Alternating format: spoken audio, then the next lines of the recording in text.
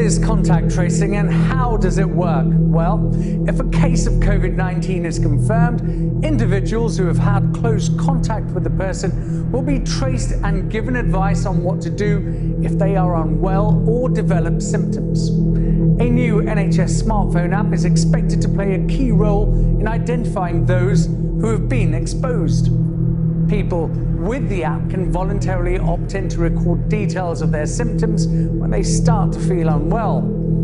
Using short-range Bluetooth signals, the app will work out who that person has been close to and will anonymously alert other app users to tell them and recommend they self-isolate or get tested if needed.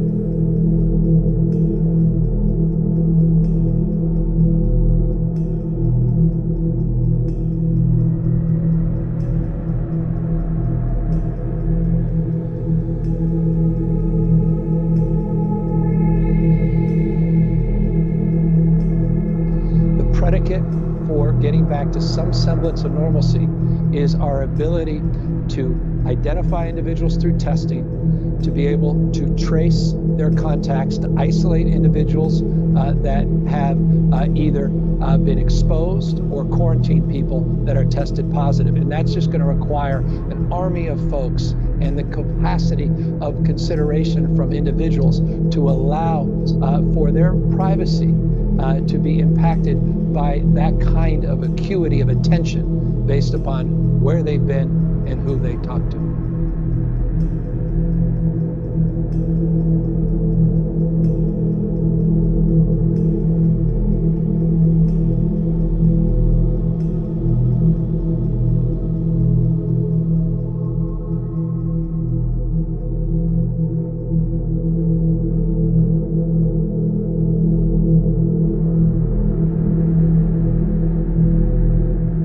There's no question that once we start to get to the other side of this spike and are able to talk about easing off social distancing, there will be a need for continual surveillance, continual attentiveness on testing, on contact tracing, on protecting our most vulnerable. That means even as things are able to start getting back to normal, they won't be back to normal. And calibrating that right and understanding that what people are doing now is essential, what they will continue doing now is just as, in the coming weeks, is just as essential, but how we ease off and continue to follow the best directions and instructions of our public health officials will be how we manage to get through this in the best possible way. And as we ramp up our ability to test in large numbers, we also need to make sure we have the ability to trace contacts just as effectively. And so today I wanted to outline the next step, a new NHS app for contact tracing. If you become unwell with the symptoms of coronavirus, you can securely tell this new NHS app, and the app will then send an alert anonymously to other app users that you've been in significant contact with over the past few days, even before you had symptoms, so that they know and can act accordingly.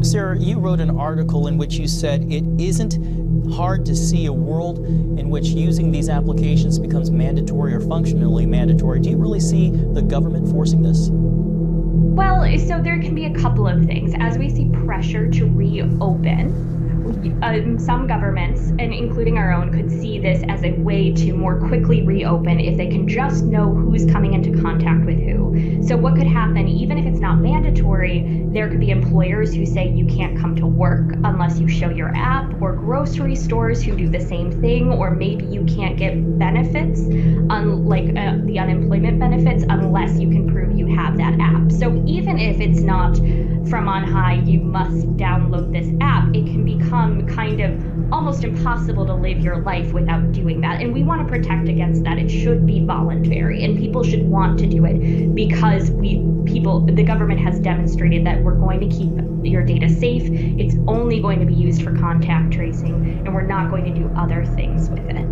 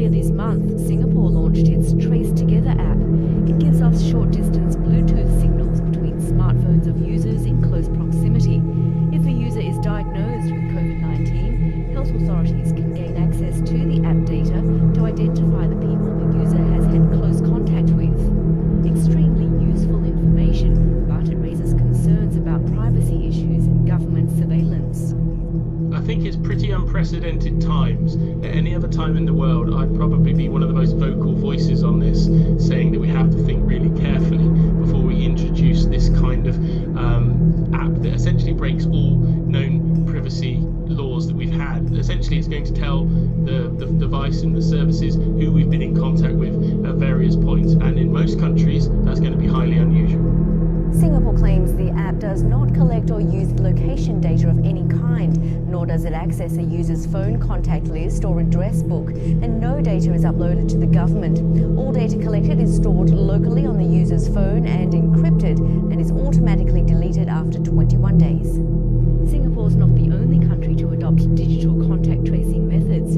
China goes even further, assigning citizens a color-coded level based on their health condition and travel history, which determines whether they're allowed into malls or public transport, for examples. South Korea is sharing previous movements of COVID-19 patients, which has led to residents being outed for non-COVID-19 related reasons and public shaming. Israel has an app that warns users if they've crossed paths with an infected patient, and Taiwan has introduced a digital fence using smartphone data to enforce quarantines. All novel ideas which perhaps in ordinary times would come under heavier scrutiny where rights issues are concerned. Yvonne Yong, ABC News.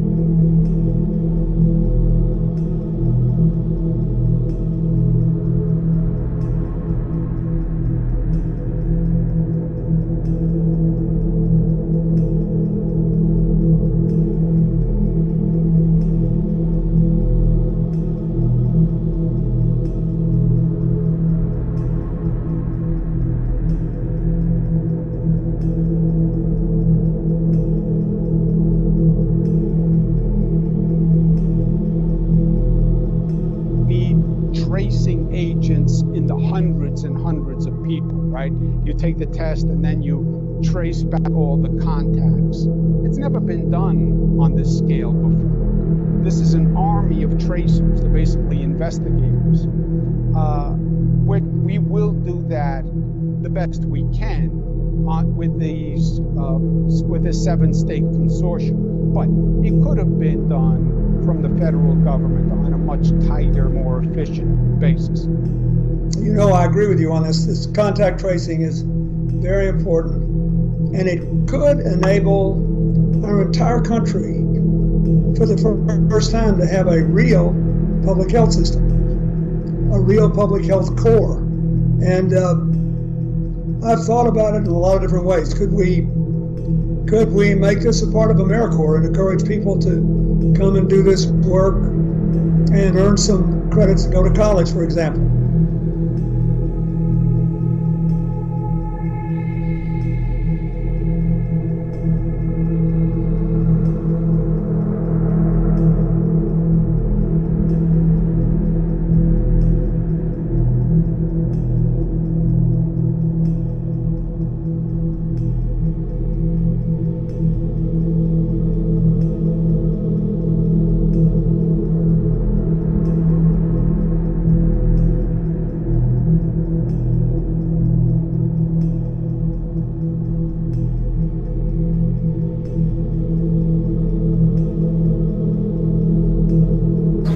In the small town of Westport, Connecticut, a drone is scanning for COVID-19 symptoms. And the reaction here is, well, mixed.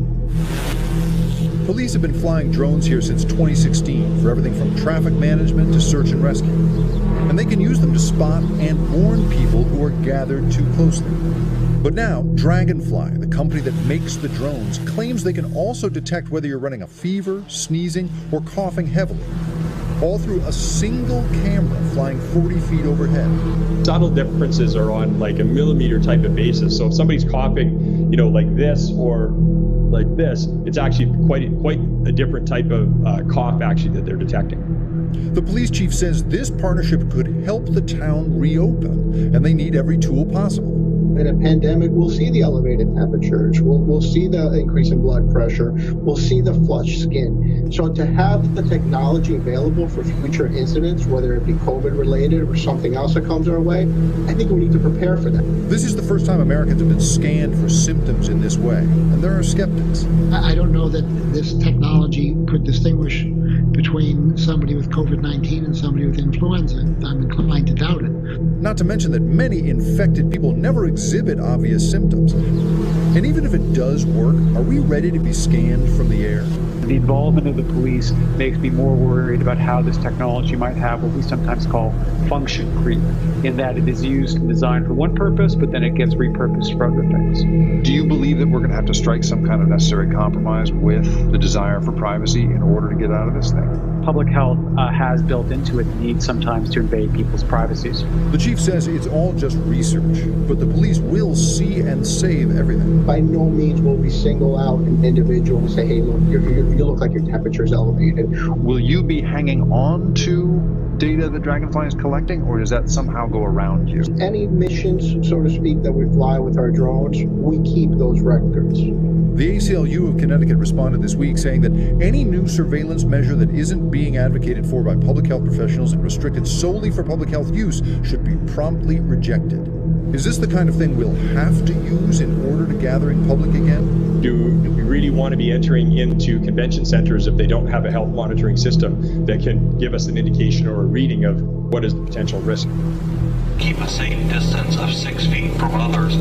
There's the side of me that say, this is very science fiction. I feel like I've seen this movie. I feel the same way, but at the same time, it's reality. It's our new reality.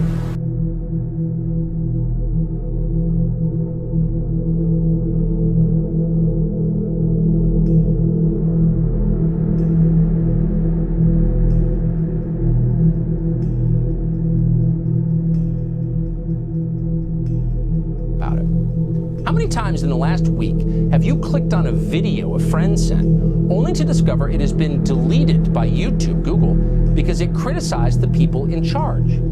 We've never seen anything like this in the history of our country. It used to be a free place. We bragged about it. But it's happening, and not just online. The police commissioner of New York announced this week that political protests have been banned in America's biggest city. How long have they been banned? Well, for as long as his boss, Bill de Blasio, says they're banned. So it could be a while. It's nice when voters aren't allowed to criticize you. As the commissioner explained, that's the law now. Quote, "These are laws that have been passed down through executive order." Yeah, got that? Passed through executive order.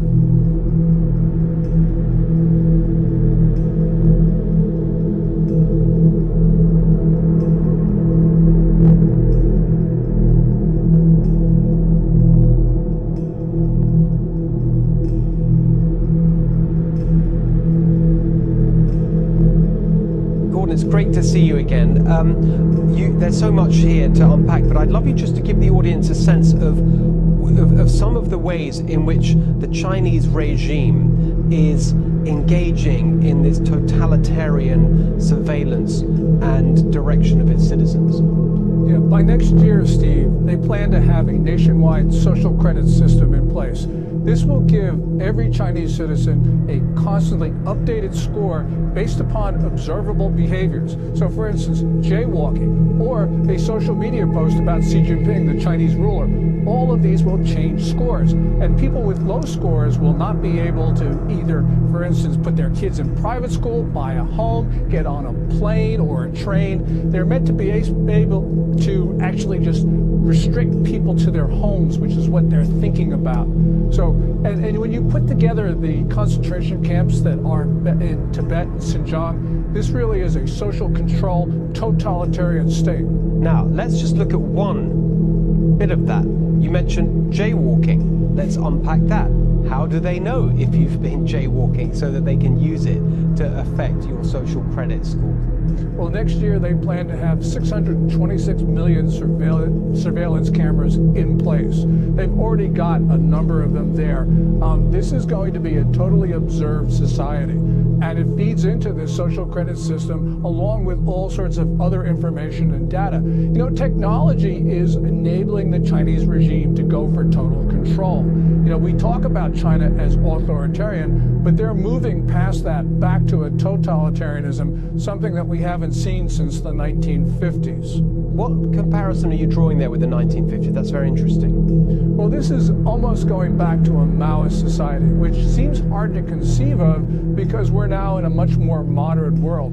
But because it's modern, China is able to use this technology, and they're using artificial intelligence. You know, they're using AI, for instance, to try to predict which people will commit crimes. This is Minority Report, but in reality. The surveillance is amazing because, of course, that is one of the centerpieces in 1984 of the government there. Just literally, they have sort of cameras in your home, screens that actually monitor what you do and report on any transgressive behavior. This is real now in China, isn't it?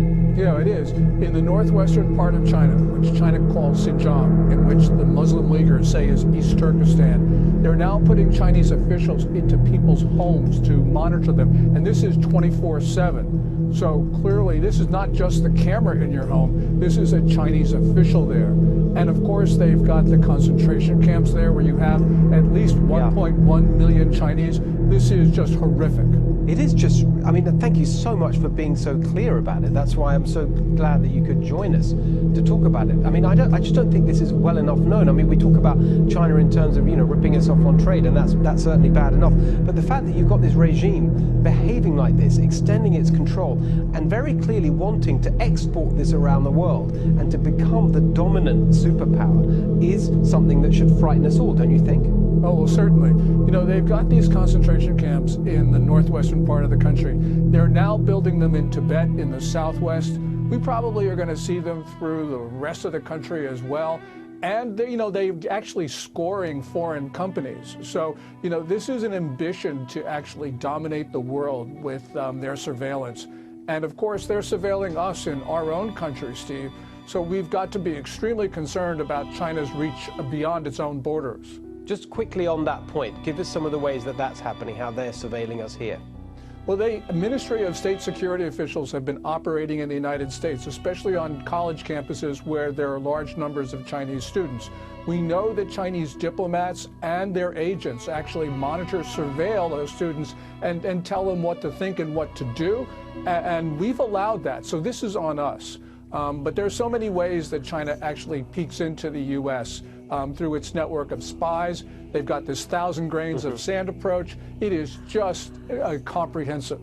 Well, honestly, fantastic and frightening information there, Gordon. Really, really appreciate you joining us tonight. Thank you so much. Thank you, Steve.